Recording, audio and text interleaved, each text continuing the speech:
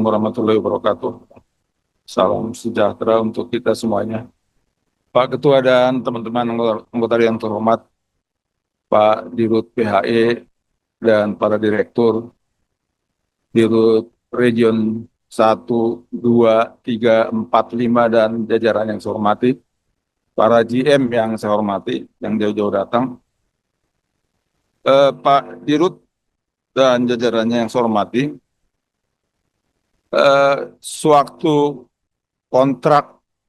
kontraktor asing seperti Chevron dan Total, salah satu yang berupaya keras agar di-switch ke Pertamina di DPR RI ini antara lain saya.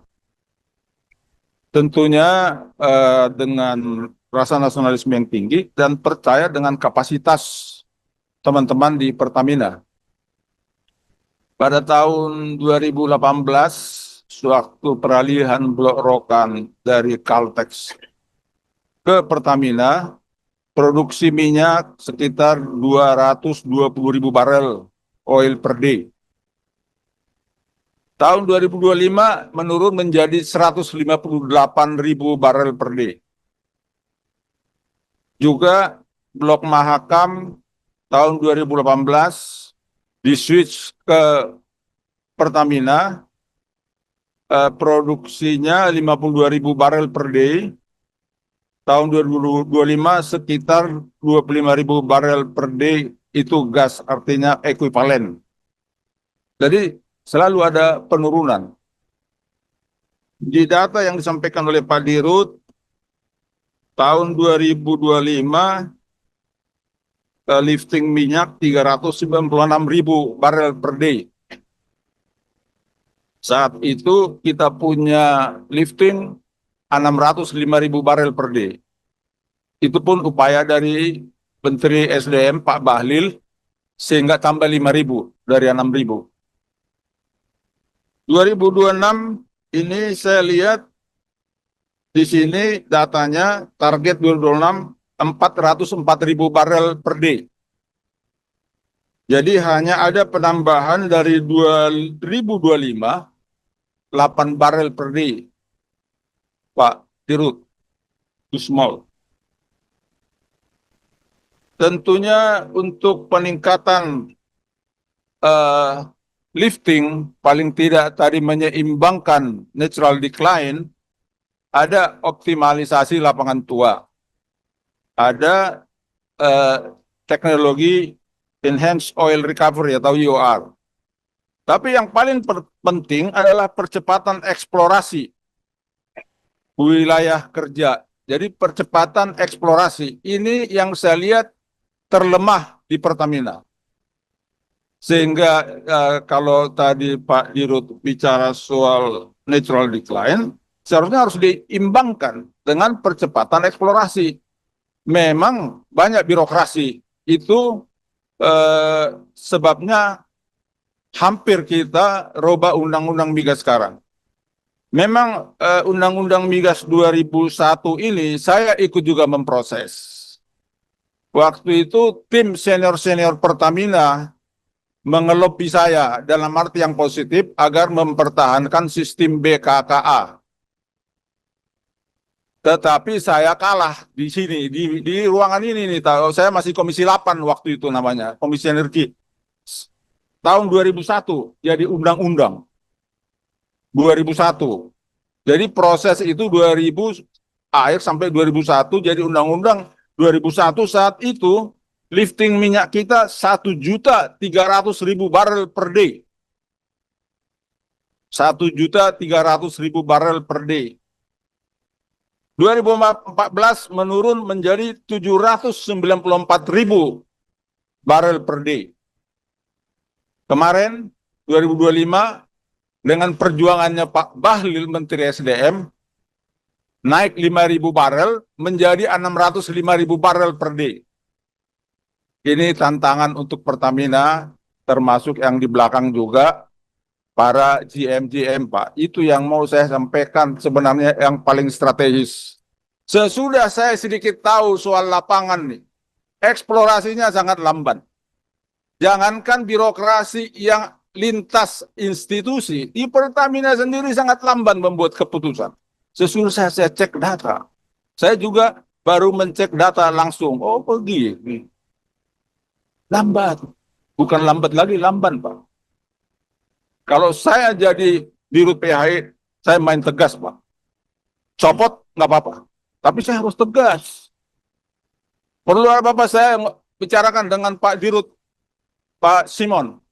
Kalau ada ini mesti tegas dong Pak. Pakai target, bikin sistem. Misalnya ini dari semua region langsung online. Kan di Pertamina ini banyak orang-orang pinter yang muda-muda IT apa sistemnya itu terkontrol bisa langsung di meja Pak Dirut, di kantor atau di rumah.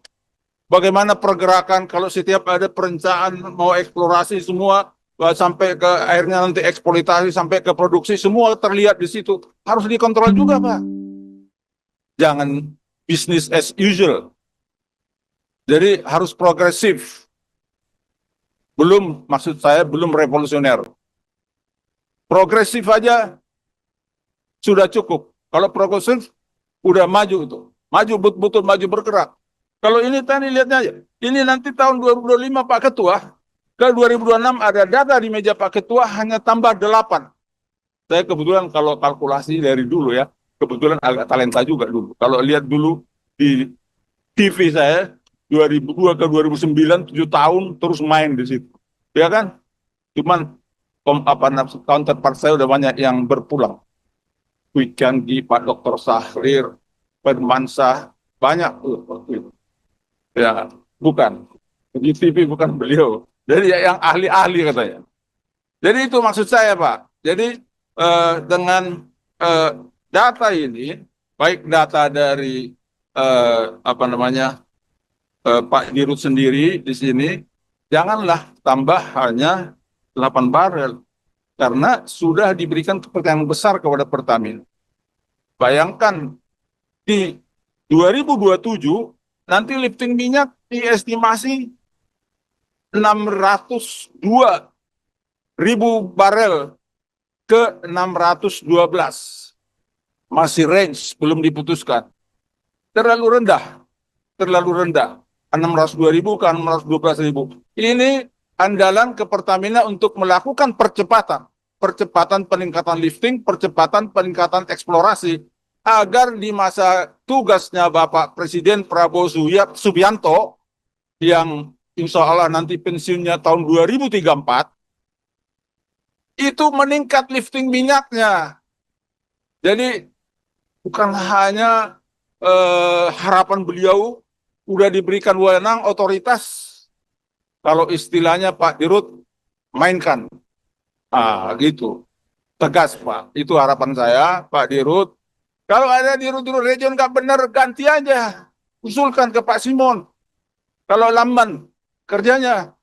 Ini yang muda-muda yang GM loncat, salto nggak apa-apa. Yang muda-muda lihat ada yang salto aja nggak apa-apa. Di swasta aja ada begitu. Jadi tapi bagaimana the top leader ini? Pak Awang the top leader nih. Gitu. Jadi saya pikir itu aja Pak Ketua. Kalau saya jelaskan lagi terlalu ini nanti. Waktu. Ya kan? Maksud saya ilmu ini jadi keluar semua kan? Agak jadi lama nanti.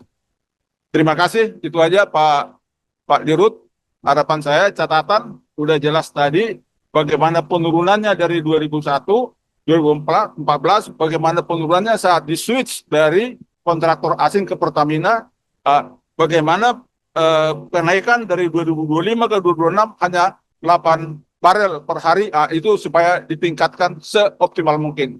Terima kasih Pak Ketua. Wassalamualaikum warahmatullahi wabarakatuh. Jadi kalau dari penjelasan Pak Ramson ini menunjukkan beliau ini pemain lama. Jadi dari peristiwa ya kan 2001 pun beliau masih bisa sampaikan karena memang sudah ada di sini gitu. Dan ahli sejarah juga. Waktu itu Pak Ketua Menteri Pertambangan Pak SBY. Ya.